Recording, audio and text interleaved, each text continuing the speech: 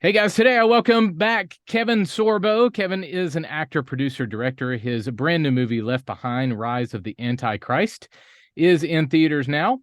Kevin, welcome back, man. Thanks for hanging out. It's good to be back. We had a great success last week when the movie came out. So here we are in the second week, and it's fantastic. And I gotta do brag about this because it cracks me up. We've been 97% approval rating through Rotten Tomatoes. You know how much that drives them crazy when movies like this do so well. So Yeah, it's absolutely, man. it's And a so you good guys are thing. in you're in second week of it's a Fathom event. You Yep. guys are in second week. Hopefully it'll continue to gain momentum. Now this film is a direct sequel to the Nicolas Cage film in 2014. Is that right? Yeah, they started over in 2014. They had done the beginning books with Kirk Or Cameron back yeah. in 2000, 2001. But there's such a long break between them all, so they started fresh again and told that story of the rapture when it happened on that day. Nick Cage played the role that I'm playing now, the Rayford Steele role, the pilot role. And this is a sequel. This is 6 months later. It's really is an action thriller, and it's a movie that anybody and everybody can see. It's not like just pointed particularly at one audience. And we have over 91% average attendance in 1,500 screens, so it was pretty exciting. And I know we had, Yeah. I think, 300 or 400 screens in Canada. I can't remember exact count. Yeah, that's awesome, man. And it was rewritten, right? So Yeah, so rewritten for today's culture. You're going to yeah. mention current things, right?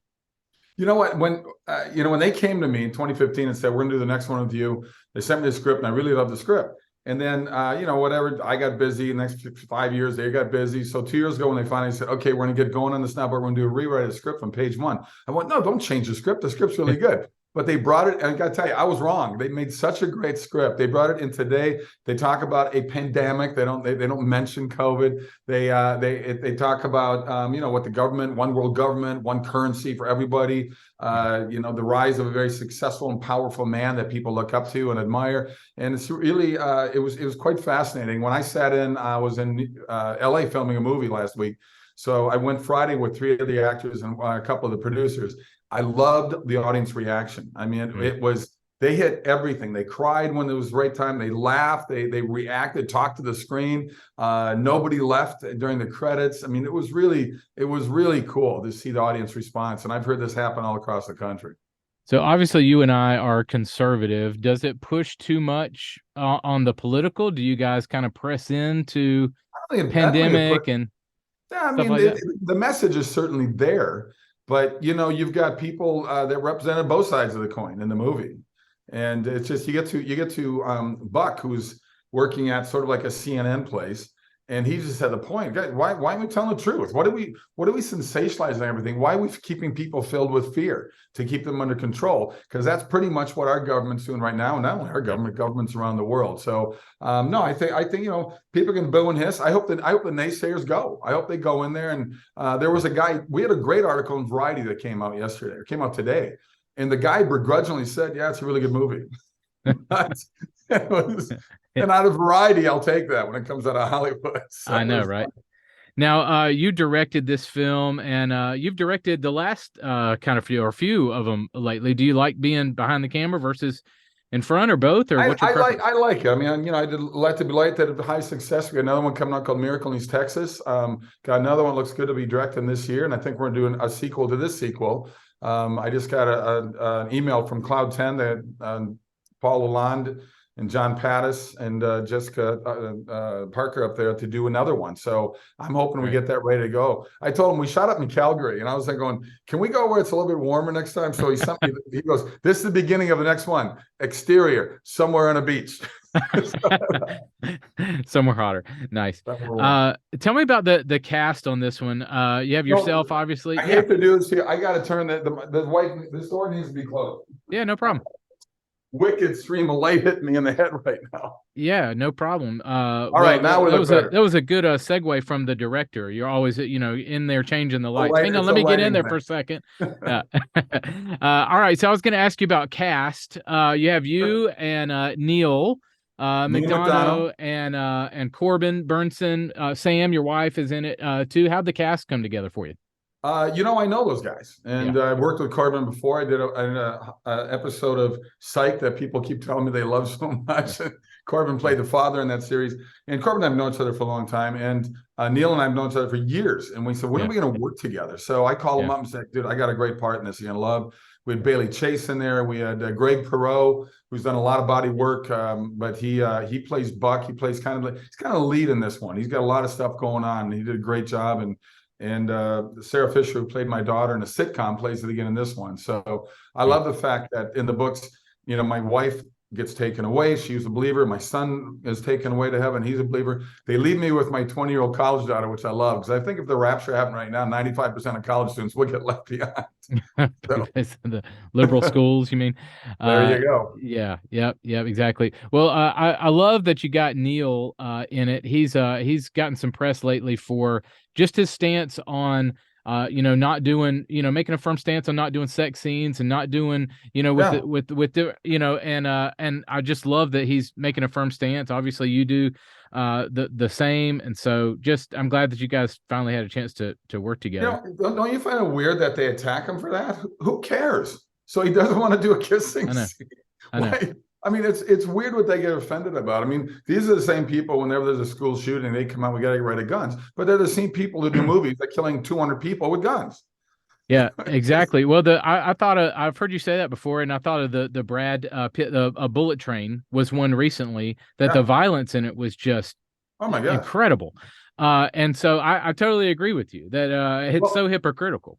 I got to tell you, Neil sent me a script that he wrote with his directing buddy, and they want me to play his brother in it. And it's a pretty hardcore Yellowstone style Western set in the 1860s, but it's a Cain and Abel story. So it is a biblical story, but it ain't your mom's, Noah's Ark children's book. I mean, we're hoping to get this thing funded because I think it's a great story. Yeah. And it stays to what the West was like back then, which I think I always call the internet the Wild West right now, and it certainly is. Mm-hmm. But I hope we can get this movie done because Neil is fantastic to work with. Yeah, he's a great guy. All right, talk to pastors and church leaders. This podcast hits a lot of pastors, lots of church leaders. How is this film relevant for the church? Because number one, I don't think a lot of pastors, from what I'm hearing from a lot of people through my website, sorbostudios.com, please go sign up, sorbostudios.com, tell me that the churches don't talk about this anymore. And, I've noticed since COVID, there's a lot of woke pastors out there. When I do a lot of speaking events, everything from Christian education to pro-life, I know there's always pastors in the audience, religious leaders. And I say, you guys need to remember, you work for God, not government. But you've seen all the stories of these pastors that are just, it's amazing to me. My pastor, he's fantastic. He said, when I first met him 14 years ago, he said to the congregation, I'm not afraid to work my congregation down to a manageable size by speaking the truth. And I love that. And I respect that. Yeah. So you may know him, Pastor Rob McCoy. You probably know him. He does a lot of work with Charlie Kirk and that. So I love that people stand up like that. And we need pastors, we need churches to work together. I mean, they're not doing that. And we need these people to support these movies and tell their congregation to go to it, because I don't have $100 million advertising budget like they do for Pirates of the Caribbean or James Cameron's Avatar movies on these $300 million ones. I shoot $3 to $5 million movies. That's catering budget on those movies. So I need all the help I can get by word of mouth, and people to stop me all the time and say, please make more of these movies. Well, I'm making them, so please support them word of mouth. Yeah. Well, I think one thing that we noticed at our ministry during the pandemic coming out of it is those pastors who did make a stand, those churches that did make a stand and said, no, we're meeting, if you don't want to come, that's fine. If you do want to come, we're open. Those are the churches that are thriving. I'm not, maybe that's too broad, but as a general observation, those are the churches that are thriving right now. The churches that were shut down, scared, are not doing as well right now. They're really struggling. Are you seeing that as well? Do that 15-day shutdown, fine. But then after that, open up the churches. I mean, you saw what the government did. This should show you how crazy our government is, that churches are not essential, but strip clubs and liquor stores are. I mean, isn't that amazing to you? Right. I mean, they don't talk about the high rise in suicide, child abuse, spousal abuse, craziness, insanity. I mean, it's just a really crazy world we're living in right now. And, we spend so much time worrying about this stupid cancel culture and woke thing and what pronouns we have. I don't know. I'm here to speak the truth, and I get attacked for that, but that's fine. Yep. BLM riot's okay. Church service is not okay. Yeah. Antifa, yes, we're against fascism. Yeah, you guys are the fascists, but let's just moving on. All right, tell me about some of the resources available. If I'm a pastor, I'm a church leader, I want to do a sermon series, I want to do discussion guide, things like that. Tell me about some of the resources on the website for the movie. Well, actually, they should come to me at sorbostudios.com and have me come to their speak at their church. I think I do a lot of Yeah, speaking events, like I said. But the writers behind this, Paul Lalonde, Cloud 10, they've had, like I said, they've had the rights to the books for 35 years. They're the ones who put this together and merged away from the book. They're actually surprised. Some people said it's so great to see this movie that stuck so close to the book. He said we're about 90% out of the book. He said we moved away from it, but we got the best possible endorsement from Jerry Jenkins himself.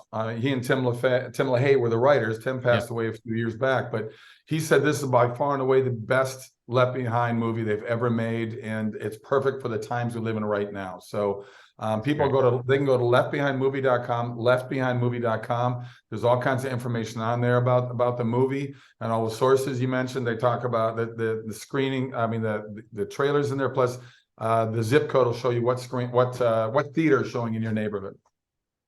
Yeah, I think it's interesting that you're doing a Jerry Jenkins project. It's kind of full circle for you. Because What If was directed by our friend Dallas Jenkins.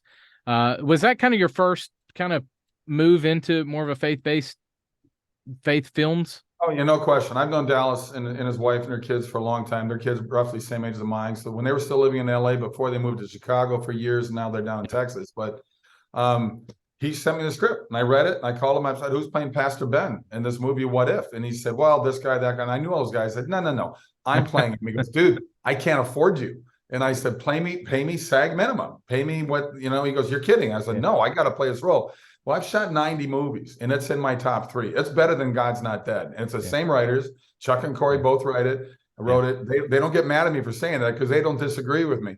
What If is a better movie. I think they should re-release that right now because they didn't do a theatrical run with it. Did okay streaming, did okay DVD sales, but nobody knows about it. And it's a fantastic movie. Christy Swanson's in it, John Ratzenberger's in it. So that really started from me. And Jerry Jenkins was the one who funded it and exec produced it. And here it is full circle now doing this. Here's our biggest problem this week, though. The Chosen is screening this week as well. So you're battling Dallas. They got 3 years and 100 million people following them. So as wonderful as our movie is, and Dallas and I talked about this yesterday, and I said, we need to have my movie on first, and then they stick around for your movie. We need to make this a double header. Double feature. That's right. Yeah.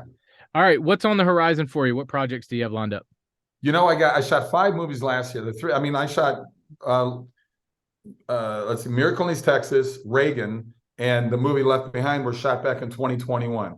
Last year, I shot 5 movies. They'll all be out later this year or early next year, and I've got 5 other movies lined up. But the ones that are coming out, the Reagan movie and Miracle in East Texas will be in theaters around the fall, September.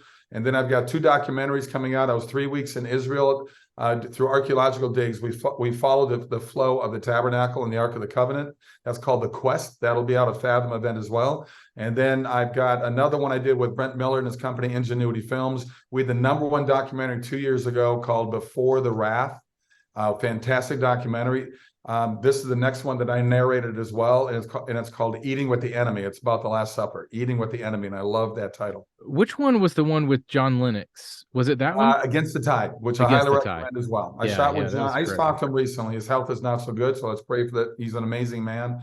Yeah, we shot 3 weeks in Oxford and 2 weeks in Israel with him and had an absolute blast. Yeah, we were walking down the street on the way to the sepulcher where the church was that's been built around where Jesus was crucified, and he was so upset seeing all these people selling trinkets and carvings of Jesus and stuff. And I said, "But John, this proves that Jesus was a capitalist. This is a good thing. Don't worry about it." Yeah, I interviewed him when that film came out, and what an incredibly smart man! Just amazing. Oh my God! Guy. Can I tell you though? It's being re-released. Oh, Brent, that's great. I brought it to Brent Miller and his company, Ingenuity Films, and they loved it. So they did a repackaging of it and a re-editing of it. Yeah. And they said, we're going to put this thing out there big time in the fall, right along with Eating with the Enemy. So I know people get a chance to see it. They'll see it now. Good. Well, you did a great job with him, walking him around and touring with him. Great job. Yeah, all right. For pastors and church leaders, the movie is also available for you to host and do a screening at your church starting February 24th. The website is leftbehindmovie.com. You can register there, host the movie at your church. Again, leftbehindmovie.com. Kevin, thanks so much for the time, man. Always a pleasure. Yeah. Come back anytime, man. Hope to see you at the next NRB or wherever we run into each other. I know, man. Thanks a lot. Have a great All day. right. Take care.